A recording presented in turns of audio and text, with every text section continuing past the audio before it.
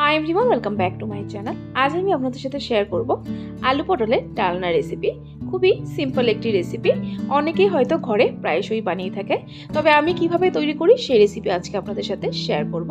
খুবই কম সময়ের মধ্যেই তৈরি হয়ে যায় এই রেসিপিটি, আর ঘরে যদি কোনো সবজি না থাকে তাহলে এই রেসিপিটি ঝটপট বানিয়ে নিতে পারেন।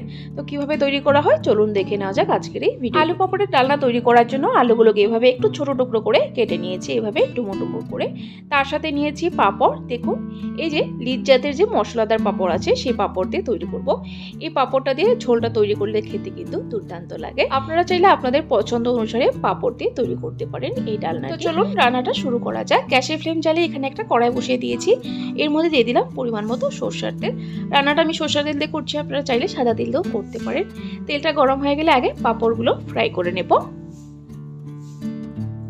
এইভাবে করে সবগুলো পাঁপড় তেলে ফ্রাই করে নেব।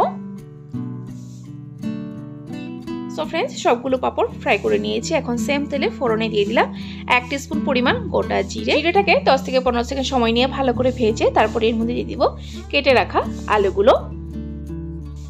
আলুগুলো দিয়ে দিয়েছি, এখন ভালো করে নেড়ে চেড়ে আলুগুলোকে ফ্রাই করে নেব। এখানে সামান্য পরিমাণ নুন আর হলুদ দিয়ে দিব। সো ফ্রেন্ডস, নুন আর হলুদ গুঁড়ো দিয়ে দিয়েছি। এখন ভালো করে নেড়ে চেড়ে ঢাকা দিয়ে আলুগুলো কুক করব, যাতে করে আলুগুলো ভাজাও হয়ে যায়, সিদ্ধ হয়ে যায়। সো বন্ধুরা, প্রায় 5 মিনিট সময় নিয়ে ঢাকা দিয়ে দিয়েছিলাম। দেখুন আলুগুলো কিন্তু সুন্দর সিদ্ধ হয়ে গেছে। এখন এর মধ্যে অ্যাড করব কাঁচা লঙ্কা। ঝালটা নিজেদের স্বাদ অনুসারে দিবেন। আলুটাকে আরো 1 থেকে 1.5 মিনিট সময় ভালো করে নেড়ে চেড়ে ভেজে তারপর এর মধ্যে দিব কিছু গুঁড়ো মশলা। দিয়ে দিলাম 1 টিস্পুন পরিমাণ হলুদ গুঁড়ো, 1/2 টিস্পুন পরিমাণ ধনে গুঁড়ো, 1/2 টিস্পুন পরিমাণ জিরে গুঁড়ো, আর দিয়ে দিলাম 1/2 টিস্পুন পরিমাণ লাল লঙ্কা গুঁড়ো। এখন এই গুঁড়ো মশলাটার মধ্যে অল্প একটু জল দিয়ে ভালো করে নেড়ে চেড়ে আবার ঢাকা দিয়ে কষাবো মশলাটা। 2 মিনিটের জন্য মিডিয়াম ফ্লেমে ঢাকা দিয়ে রেখে দেব।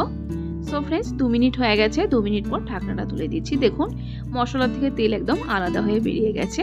মশলাটা আমার ভালো করে কষানো হয়ে গেছে। এখন এর মধ্যে অ্যাড করব জল পরিমাণ মতো। যেহেতু ডালনাটা একটু পাতলা করব তাই জলের পরিমাণটা একটু বেশি দেব।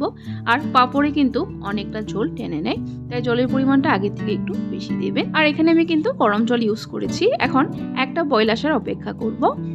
সো ফ্রেন্ডস, একটা বয়েল এসে গেছে। এখন এর মধ্যে অ্যাড করে দিলাম নুন। নুন আগেও দেওয়া হয়েছে, টেস্ট করে প্রয়োজন অনুসারে নুনটা দেবেন।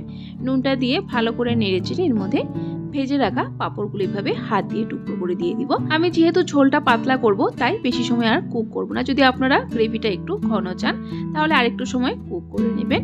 সো বন্ধুরা, পাঁপড় দিয়ে দিয়েছি, এখন ভালো করে নেড়ে চেড়ে মিক্স করে নেব। সো ফ্রেন্ডস, আলু পাঁপড়ের ডালনা কিন্তু আমার তৈরি হয়ে গেছে। এর মধ্যে আর কিছু অ্যাড করব না, কারণ পাঁপড়ে কিন্তু অনেকটাই মশলা এবং ফ্লেভার থাকে।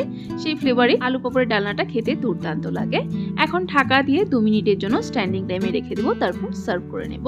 গরম গরম ভাতের সাথে এই আলু পাঁপড়ের ডালনা খেতে কিন্তু দুর্দান্ত লাগে। অবশ্যই একবার এভাবে ট্রাই করবেন যদি না খেয়ে থাকেন। সো বন্ধুরা, আমার আজকের এই আলু পাঁপড়ের ডালনার রেসিপিটি কেমন লাগলো অবশ্যই ট্রাই করে কমেন্ট বক্সে জানাবেন। যদি ভালো লেগে থাকে তাহলে কিন্তু একটা লাইক অবশ্যই দিয়ে দিবেন।